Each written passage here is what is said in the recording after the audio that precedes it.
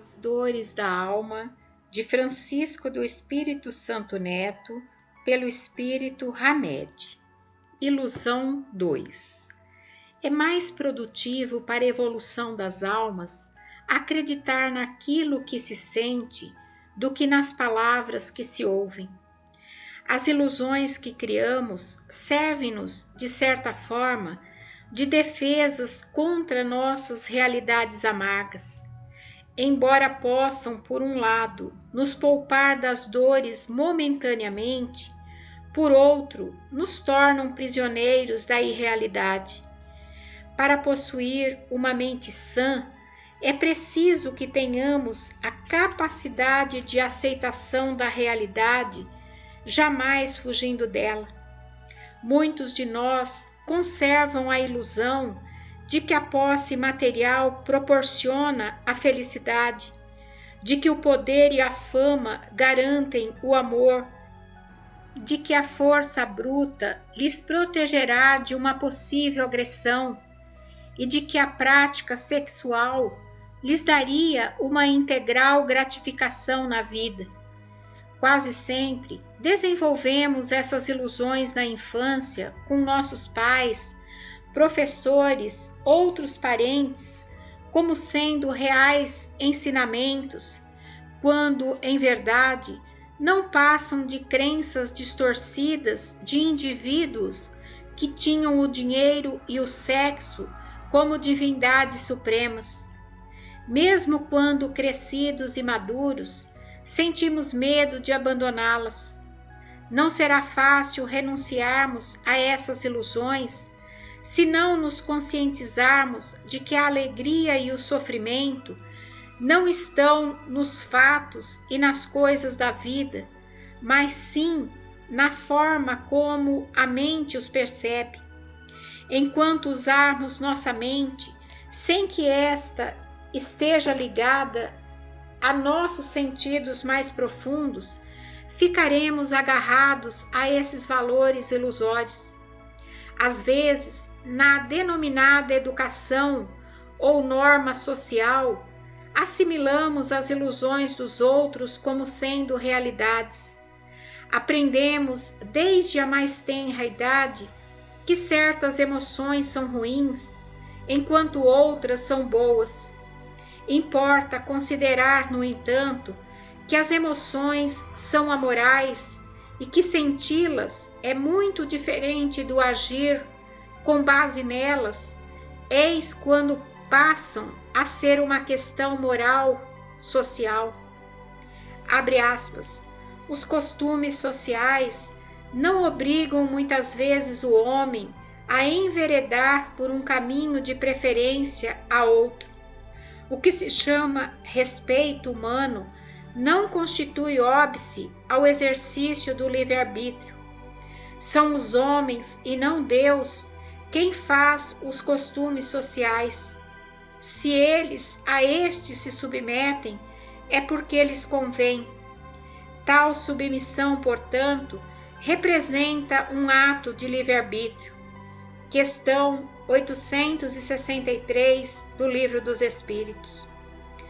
Colocar restrições às emoções é como querer segurar as ondas do mar, enquanto colocar restrições ao comportamento humano é perfeitamente possível e válido. São os comportamentos adequados que promovem o bem-estar dos grupos sociais e, inquestionavelmente, são necessários à harmonia da comunidade. As emoções são simplesmente emoções. É importantíssimo aprendermos a perdoar e sermos compreensivos, desde que façamos isso agindo por livre escolha, não por medo ou por autonegação emocional.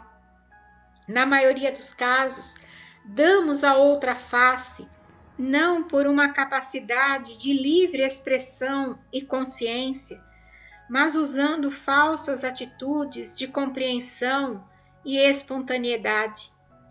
Para que nossos atos e comportamentos sejam verdadeiros, as emoções devem ser percebidas como são e totalmente reconhecidas pela nossa personalidade, a fim de que nossa expressão seja natural, fácil e apropriada às situações. Identificar uma emoção é diferente de suportá-la.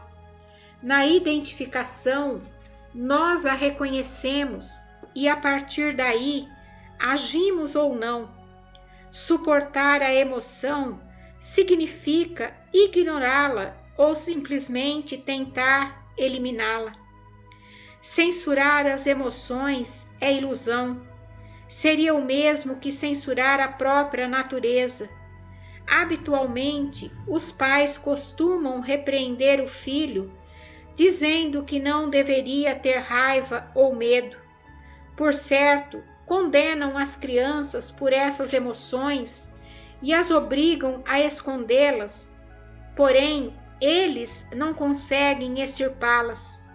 Ao punirem seus filhos, por estes expressarem suas emoções naturais, talvez não estejam usando o melhor método educativo.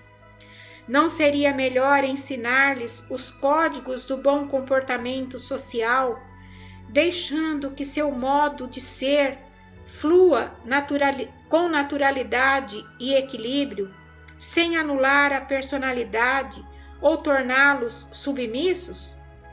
Todos os seres humanos nascem com reações emocionais.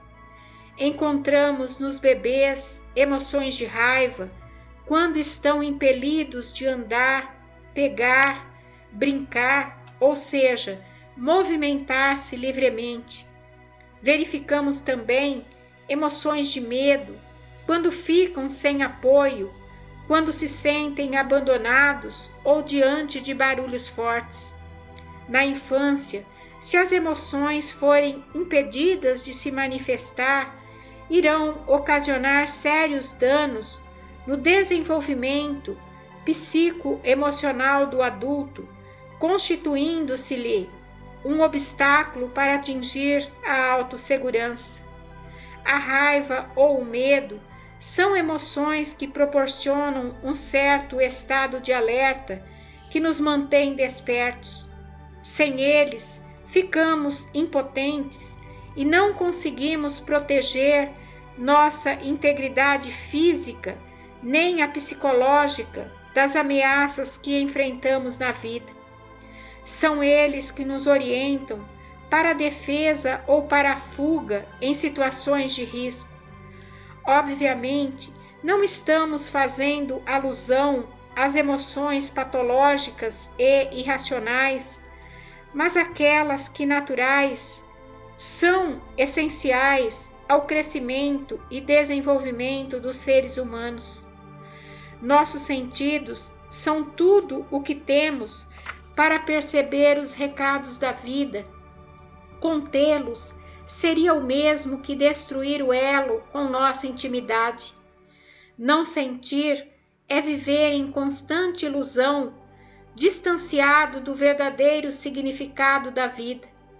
A repressão das emoções inibe o ritmo e a pulsação interna, limita a vitalidade e reduz a percepção. Quando reprimimos uma emoção, por certo estaremos reprimindo muitas outras.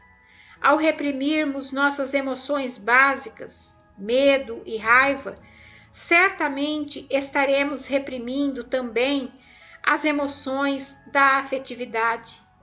Infelizmente, não conseguiremos lidar com as dificuldades e encontrar soluções se perdermos o contato com as leis da natureza, aliás, criadas por Deus e que nos regem a todos. É mais produtivo para a evolução das almas acreditar naquilo que se sente do que nas palavras que se ouvem.